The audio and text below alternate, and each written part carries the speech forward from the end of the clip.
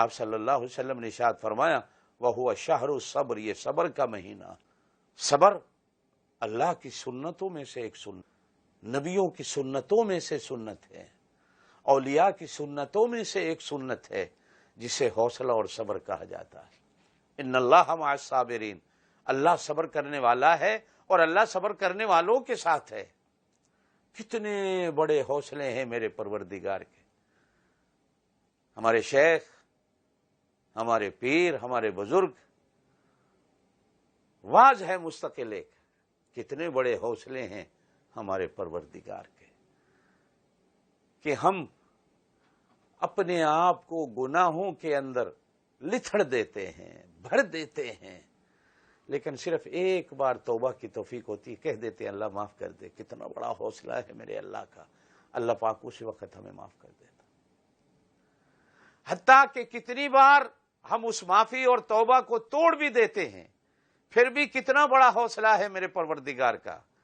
100 بار توڑنے کے بعد بھی آتے ہیں تو کبھی تانا نہیں ملتا، 100 بار توڑا ہے پھر آ گیا ہے، نہیں، اب بھی آ گیا ہے تو آ جا، 100 بار توبہ شکستی بازا، 100 بار بھی توڑ چکا ہے تو آ جا، پھر بھی میری رحمت تجھے اپنی آغوش میں لے لے گی، پھر بھی میں معاف کر دوں۔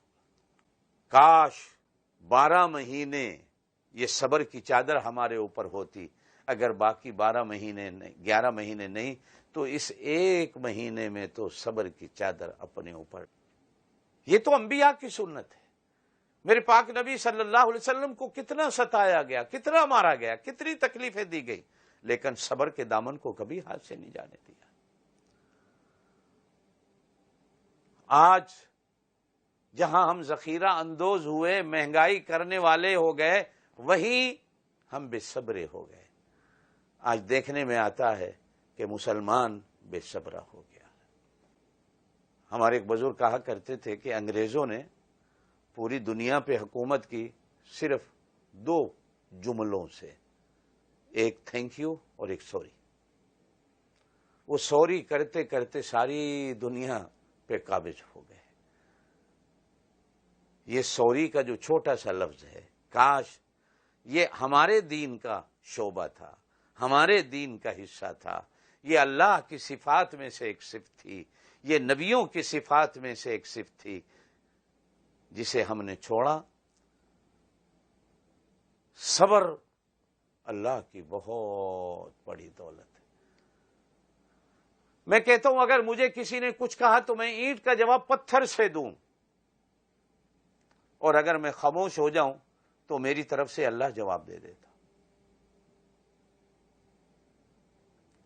کہا جاتا ہے حضرت ابوبکر صدیق رضی اللہ تعالیٰ عنہ کو ایک کافر برا بھلا کہہ رہا تھا، آپ سنتے رہے، صبر کر کے بیٹھے رہے۔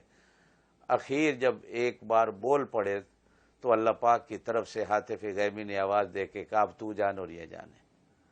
پہلے تو ہم اپنی طرف سے تیری گالیوں کا جواب اسے دے رہے تھے، تیری باتوں، یہ جو کہہ رہا تھا ہم جواب دے رہے تھے، لیکن اب جب تو بول پڑا ہے تو ہم چپ، اب تو جان اور یہ جانے۔ روزہ صبر کی درس۔ آج ہمارے گھروں کے فسادات، ہمارے بازاروں کے فسادات، ہمارے معاملات کا بگاڑ، جہاں اور وجوہات ہیں، ان میں ایک سب سے بڑی وجہ بے صبری اور بے حوصلہ ہے۔ علماء بے حوصلہ ہو گئے، جبکہ علماء کو حوصلے کا دامن نہیں چھوڑنا چاہیے۔ کفر کی توپیں، کفر کی مشینیں لے کر ممبر پہ کھڑے ہو گئے۔